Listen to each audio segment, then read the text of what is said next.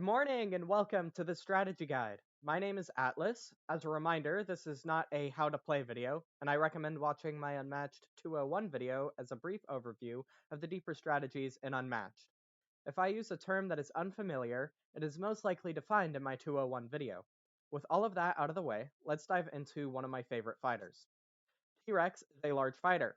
This means she can attack from up to two spaces away, occupy multiple spaces, and ignores one-ways and secret passageways. This allows T-Rex to stay at a safe distance and still be able to attack. She also ignores zones with this as well. Being in more than one space means that she can have more spaces where she can attack. She has lots of health, 27 base health, the largest base health of any hero as of the time of recording. She does, however, have lots of self damage.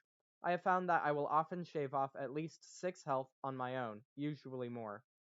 Her ability is at the end of your turn, draw one card. This is a double edged sword.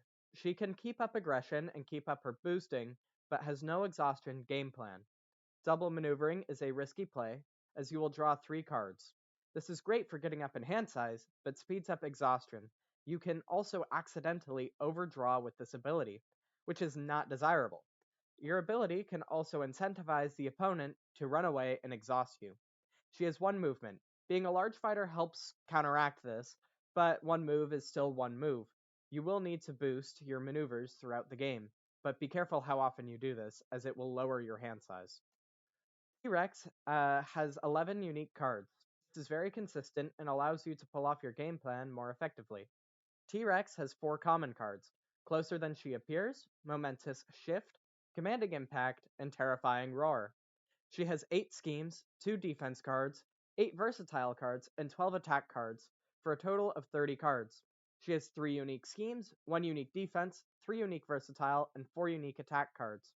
Her average boost value is 2.46. She has no cancels. This deck composition encourages a more offensive game plan.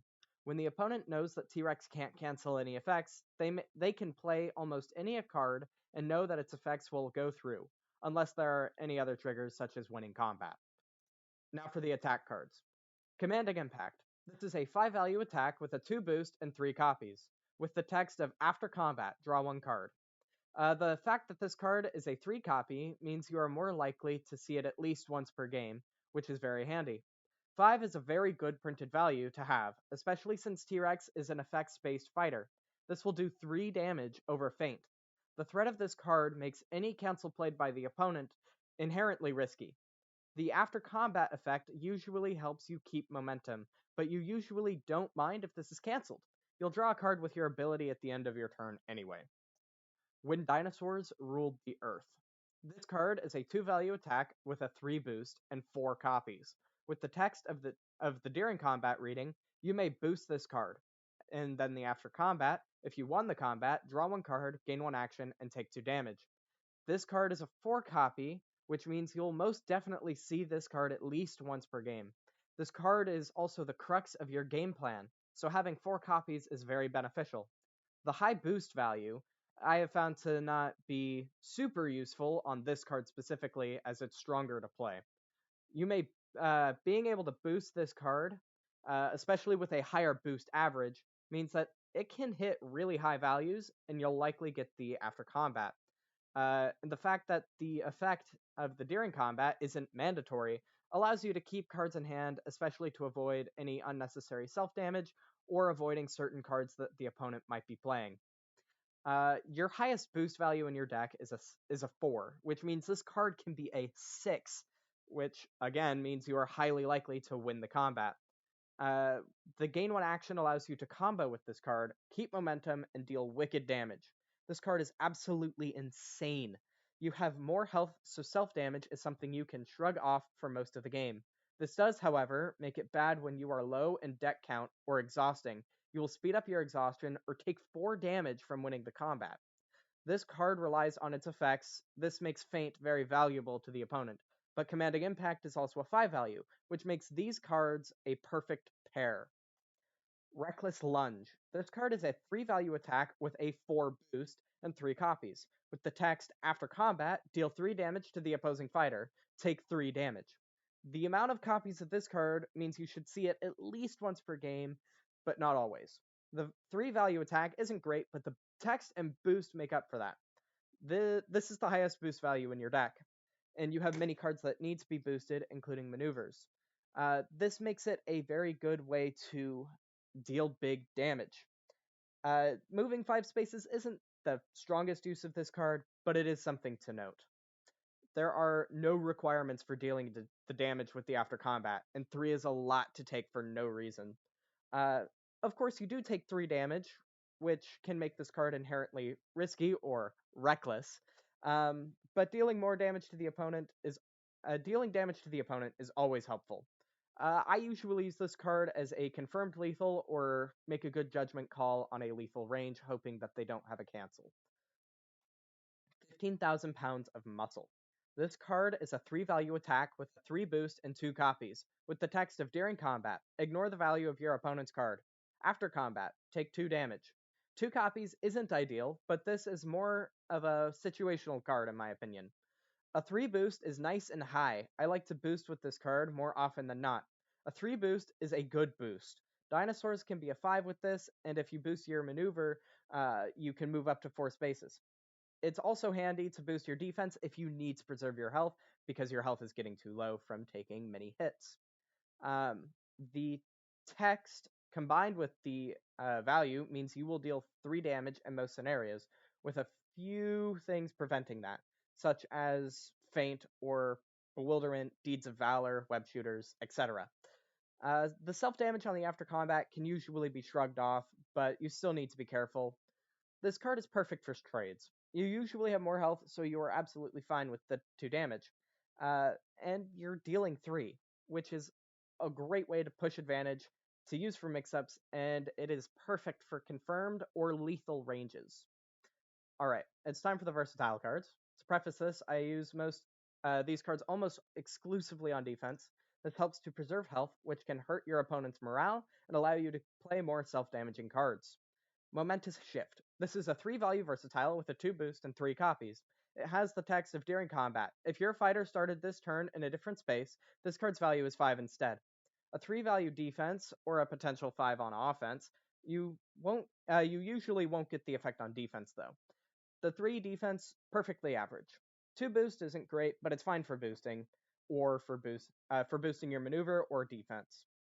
The during combat usually doesn't trigger on defense. In fact, it's quite rare, but that's just how it is. It can pair well with some of the schemes on offense, or when using this card offensively, it can pair well with some of your schemes. Being a large fighter has some weird uh, interactions with this card. My friends and I have ruled that as long as her first half of her base has moved spaces, she is considered to have started in a different space. As for the next card, Terrifying Roar. This is a 3 value versatile with a 3 boost and 2 copies. With an immediately, fighters cannot leave their space for the rest of the turn. A 3 value for offense or defense. This can be good for both offense and defense, especially because of the text. The 3 boost is high, but it's better to use the text. The effect is, of course, the main selling point of this card. It will keep you and the opponent in their space, which makes it easier for you to combo them on your turn. This is usually better on defense, as the effect will always go through. This doesn't just keep you and the target in place, it will keep all fighters in place. Ash. This is a 2 value versatile with a 2 boost and 3 copies. During combat, you may boost this card.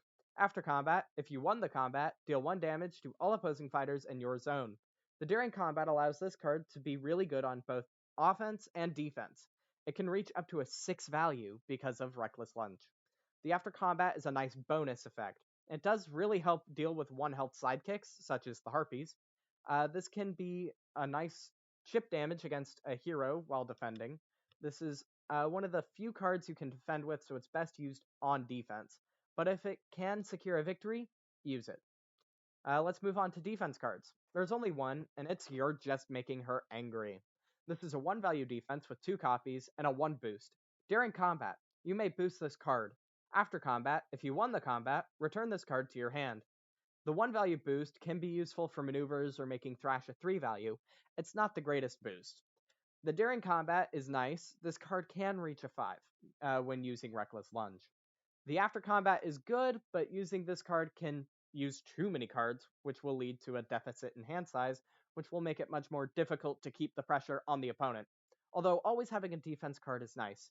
I typically boost with this card as I think it's somewhat situational. It's not bad, but it's not good. It's time to scheme. T-Rex has a lot of schemes, and they are all pretty versatile. Closer than she appears. This is a 3-copy scheme with a 2 boost. This scheme says, move T-Rex up to 1 space, draw 1 card, gain 1 action. The boost value is nice and can be good for chasing or for defense. This card is like a free maneuver. You get your base movement value, and a card without consuming an action. This can help with positioning, especially with T-Rex's next card, Ripples in the Water. This is a 3-copy scheme with a 2 boost. It reads, place T-Rex in any space in her zone. Then, each opponent with a fighter adjacent to T-Rex discards 1 random card. The boost is decent, but the effect is so good, I typically don't boost with it. This is your best movement option. You can go anywhere in T-Rex's zone. This seems somewhat weak until you remember that you can place the second half of yourself outside of the zone you were originally in. You can get really creative with how you place T-Rex with this card. On some boards, certain spaces can let you pretty much attack anywhere if you play this card. You can always chase the opponent down. If you have closer, you can go even farther because you can change which zones you're in or reach one farther space away. Closer than she appears can also allow you to use the other part of this card's text and then move back into a more defensive position. Speaking of which, the random discard. This can really disrupt the opponent. However, it can leave you vulnerable. I typically go for the random discard as it may take away your opponent's best defensive option or a card they could have used to punish you on their turn. When playing with enough aggression, the opponent will usually stay pretty low in hand size, making this effect very threatening. This card also synergizes well with Momentous Shift, as you will be able to be in a different space. This may incentivize the opponent to play feint or block big. You can punish the feint with Commanding Impact, and you can punish a big defense with 15,000 pounds of muscle, or you can just go full force and try to combo using When Dinosaurs Ruled the Earth. 65 million years of gut instinct. This is a 2-copy scheme with a 3 boost. This card lets you choose a card in your discard pile other than 65 million years of gut instinct and add it to your hand.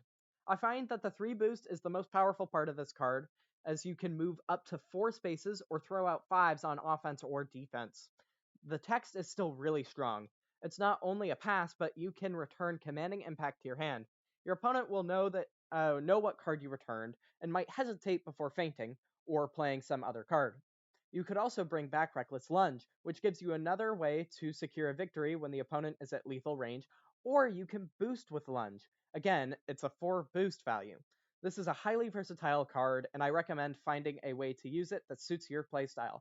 Remember to be creative with your schemes. Now that we've gone over the deck, there are some themes within these cards. T-Rex is highly aggressive and loves the chase. She has lots of tools to keep up the aggression and punish the opponent for being too aggressive. You have a large health pool, which can help you be a little bit more reckless and brazen in your approach. The versatiles and creative schemes allow you to turn an uncomfortable situation around. T-Rex's strengths are having big damage, lots of health, good card draw from your ability, and select cards, and being a very consistent deck, allowing you to find a game plan and stick to it reliably. T-Rex has some glaring weaknesses when you break her deck down. T-Rex needs to boost almost everything from her movement to her attacks, and most notably her defense. This can allow your hand to shrink rapidly if you don't watch the board state. T-Rex's card draw is also a massive weakness, as she has no exhaustion game plan. Once she starts exhausting, no matter what you do, you will take 2 damage at the end of your turn. Your low movement value is a large inhibitor and necessitates boosting and playing schemes to stay close to the opponent. T-Rex has some really good boards and some really bad boards. The best boards for T-Rex are Raptor Paddock, Sanctum Sanctorum, and Marmoreal. These boards have big zones, allowing for ripples in the water to teleport you almost anywhere. On Raptor Paddock, you ignore the one-ways, allowing you to move in ways that the opponent can't. Most of these boards are highly aggressive, keeping you and the opponent close.